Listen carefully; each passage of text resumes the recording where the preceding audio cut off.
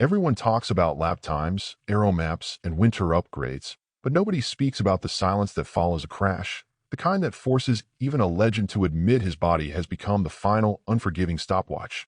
While rivals chase tents on pristine circuits, he wakes each morning unsure of how much strength his shoulder will grant him, knowing that one wrong movement could steal an entire season.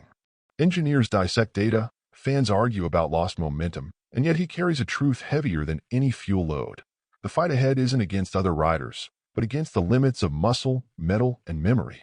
He doesn't need to repeat the words everyone already heard. Instead, he lets a new conviction harden inside him, a quiet certainty forged through pain rather than pride. My future isn't decided by a missed test, but by whether this arm can hold on when the bike demands the impossible. And as Sepang draws near with its brutal humidity and relentless lateral loads, the paddock senses something shifting, not fear, but a storm gathering inside a man who has spent years mastering disaster. Because once he throws a leg over that 2026 machine, every unfinished question, every doubt, every whisper will meet the only answer that matters, the truth written by his right hand at full throttle. And so, with the entire paddock suspended between doubt and expectation, we arrive at the first turning point, the calculated gamble that began when he chose to let Valencia slip through his fingers to protect the season that still waits to be written. The decision to skip the Valencia test detonates across the paddock like a silent shockwave no one expected. He walks into the sponsor event in Madrid with a calm that unnerves even his closest rivals. Reporters swarm, but his mind whispers, "I hope they understand why I chose silence over speed this time." His public statement lands sharply. "Whether I'm competitive in 2026 will depend on my physical state, not on missing one more race or skipping the Valencia test." It is the kind of line that slices through speculation and forces every commentator to reassess their assumptions. Behind the scenes, Ducati engineers dissect his absence with clinical precision. A little-known technical detail emerges. The 2026 chassis uses a revised torsional stiffness ratio that requires early feedback to validate its load progression under braking. Missing those laps is not trivial, yet he accepts the loss with unsettling serenity. The mood in the garage shifts as mechanics exchange glances filled with unspoken concern. Even the data rooms feel colder, without his instinctive interpretations of telemetry. Outside, the wind cuts across the circuit like a reminder of time slipping away. He knows rivals smell opportunity, sensing a gap in Ducati's armor. Yet his resolve remains firm, anchored in the lessons carved into his shoulder over years of punishment. He imagines the laps he won't ride, each one floating away like a balloon carrying secrets he'll recover later. The media frames his decision as a gamble, but he sees it as a promise to his future self. In private, he murmurs a vow to return sharper than any simulation can predict. Doubts try to infiltrate his confidence, but he crushes them with the weight of experience. A metaphor drifts into his thoughts. The season feels like a vast library, and skipping Valencia is merely leaving one chapter unread to preserve the integrity of the book. As tension rises, the story bends toward a single question, whether absence becomes fuel or flaw. He closes the moment with a silent certainty that shakes even those who doubt him. The real test has only just begun.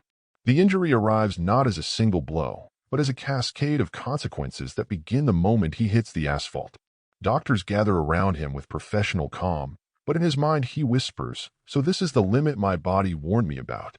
The scans reveal the grim combination of a coracoid fracture and ligament tearing that destabilizes the entire shoulder complex. His admission to the media is disarmingly honest. "From the moment I hit the deck, I knew something was wrong with my shoulder. I know my body. I've crashed enough." This rare vulnerability reshapes the paddock's perception of him. Inside the Ducati truck, medical reports stack up like unsent letters waiting for a decision no one wants to make. A little-known technical detail emerges when specialists note that the fractured coracoid compromises the anchoring of the conjoined tendon, degrading forced transmission during braking transitions. That weakness will be catastrophic at MotoGP lean angles. The initial plan of conservative treatment dissolves after a week of swelling refuses to subside. He wakes one morning with a sharp shift beneath the collarbone that terrifies even him. Mechanics, who normally solve problems with torque wrenches and calibration sheets, can do nothing but wait. The garage feels suffocating in its helplessness.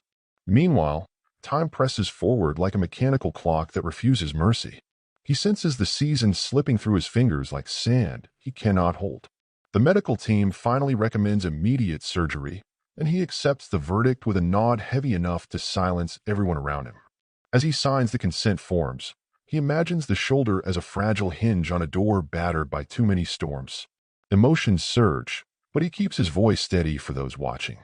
Even the surgeon seems aware that this decision carries championship-level consequences. The operation becomes the only path left, a narrow bridge suspended over a canyon of uncertainty.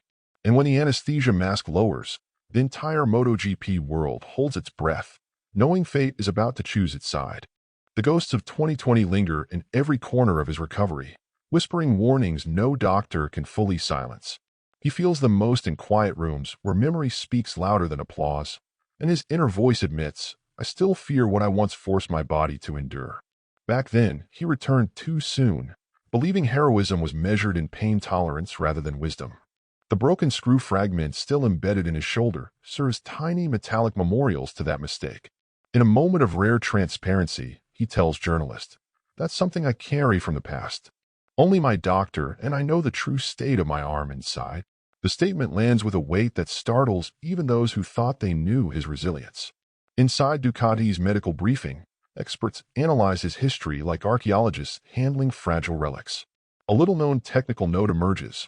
Microinstabilities from residual hardware can disrupt the neuromuscular patterns required for high-precision countersteering at full lean. It is a reminder that physical damage does not just heal, it rewrites the body's script. He wonders whether his arm will ever return to the instinctive fluidity it once commanded. Mechanics, usually focused on torque values and balance factors, watch him with a protective caution rarely seen in MotoGP. Every movement he makes is examined like a signal from an unpredictable instrument. Nighttime brings the hardest hours, when memories of failed surgeries rise like unwelcome tidewater.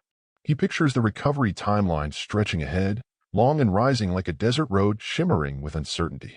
Yet he refuses to yield to fear, because fear was the architect of his downfall 4 years earlier. He now treats every decision with the meticulous care of a craftsman, restoring a priceless artifact. Fans might see only determination, but beneath that determination lies repentance. The pressure to return quickly claws at him, but he stiffens against it with unwavering resolve. He knows that one reckless choice could unravel everything he hopes to reclaim. And as he lifts his arm slowly, testing its future, the tension crescendos into a truth he can no longer avoid. Redemption requires patience, and patience is the price of survival. Ducati's 2026 prototype evolves in real time, sculpted by engineers who work with the intensity of artisans shaping a masterpiece in the dark. As the star rider recovers far from the circuit, his inner voice murmurs, "They're building a machine that needs me, yet must learn to live without me for now." In the test garage, discussions stretch long into the night as technicians argue over which development philosophy should guide the new Desmosedici.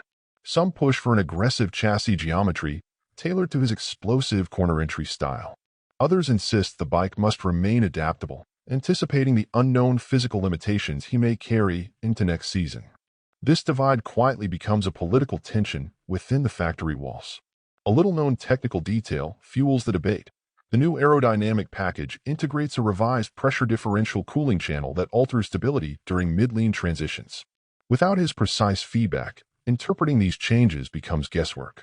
Test riders supply data, but their riding signatures lack his violent yet controlled front-end load behavior.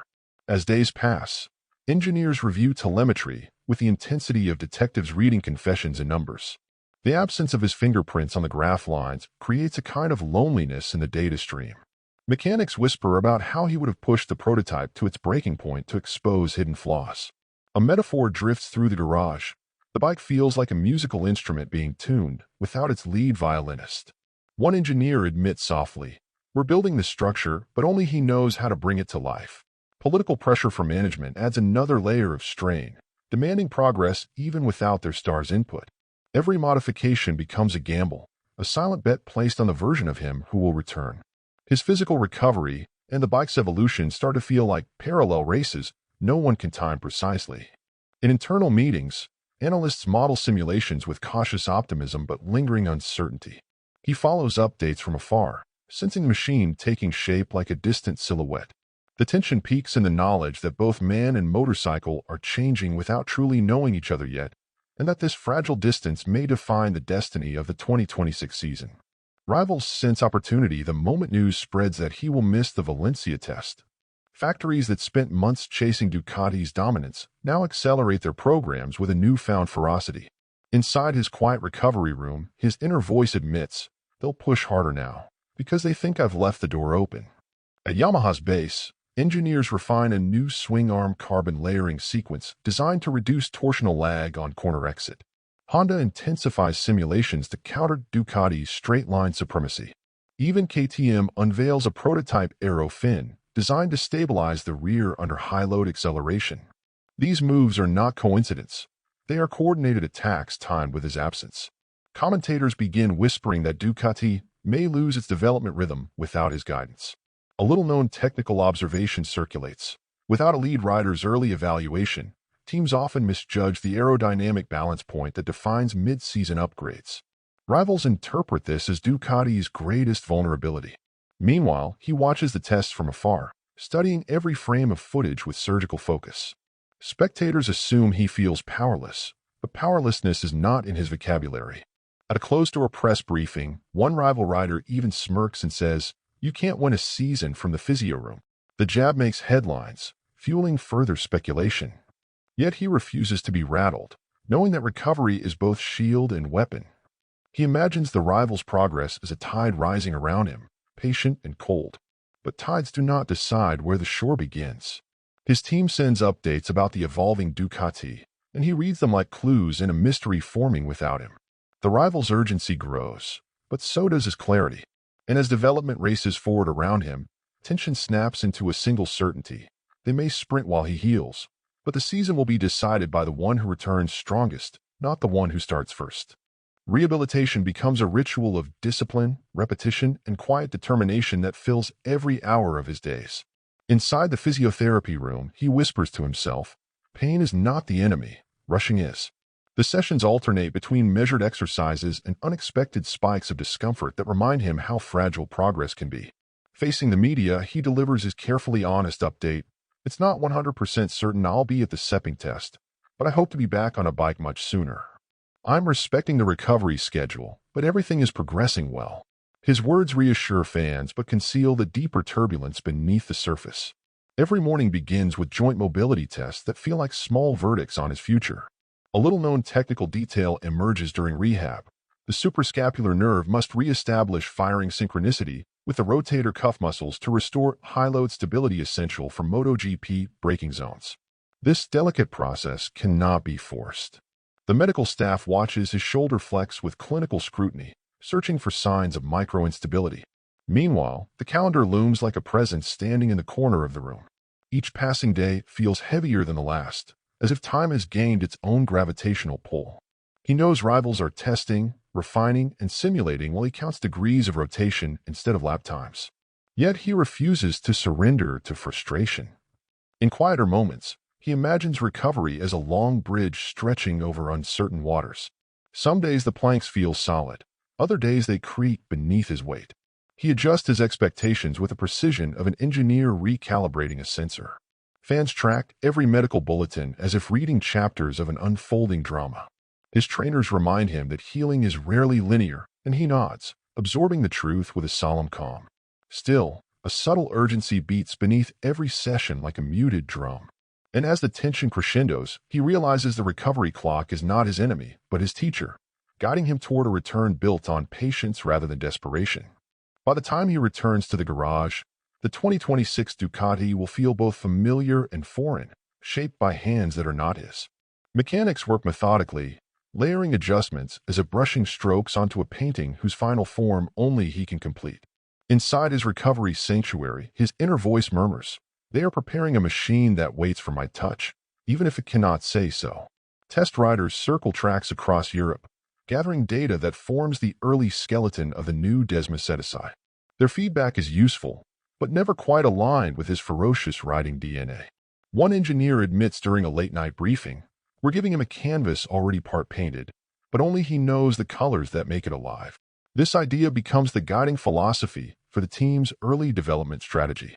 A little-known technical element shapes their work. The new seamless downshift mechanism requires adaptation to each rider's braking modulation pattern, meaning only his input can finalize its calibration.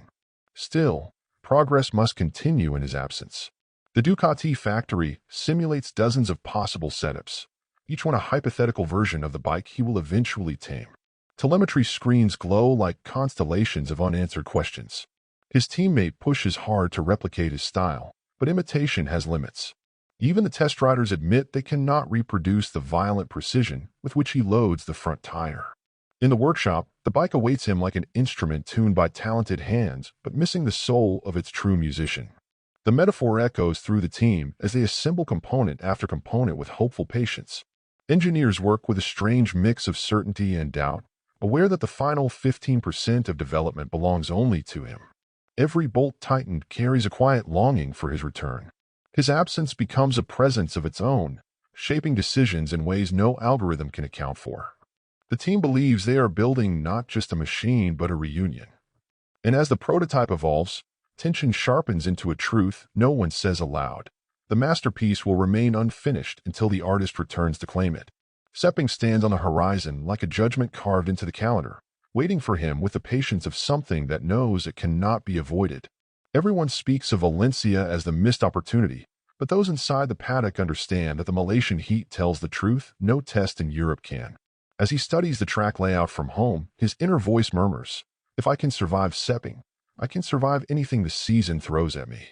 The preseason energy intensifies as rivals prepare machinery sharpened by months of uninterrupted testing. Ducati, meanwhile, braces for the moment when his feedback reconnects with the evolving 2026 prototype. The engineers know Sepang's combination of high-speed sweepers and brutal braking zones will expose every weakness in his shoulder. A little-known technical detail raises quiet concern. The Sepang surface amplifies lateral load spikes during transitions, stressing stabilizing muscles more than any European track. That means his recovery will be measured not in pain tolerance but in biomechanical endurance. Fans count the days, transforming his rehabilitation into a public countdown. The rider maintains his steady mantra in meetings, telling his crew, "Sepang will show us the truth, not the fear." Around him, tension grows like humidity before a storm. Team strategists run simulations that include dozens of scenarios, from triumphant return to delayed restart. Each outcome hangs in the air with equal possibility. His trainers refine every detail of his preparation, adjusting workload with surgical precision. Mechanics debate which setup will protect his shoulder, while still revealing the bike's behavior honestly. The factory holds its breath, knowing the test may define the entire season's development arc. He imagines Sepang's long straights as corridors of fate, each one demanding proof that the sacrifice of Valencia was not in vain. The emotional weight presses on him, yet he welcomes it as part of the price of greatness. Sepang is no longer just a test. It is the arena where past choices, present pain, and future ambitions collide. And as anticipation tightens around the paddock, the truth rises like heat from the asphalt. Destiny will speak in Sepang, and it will speak loudly.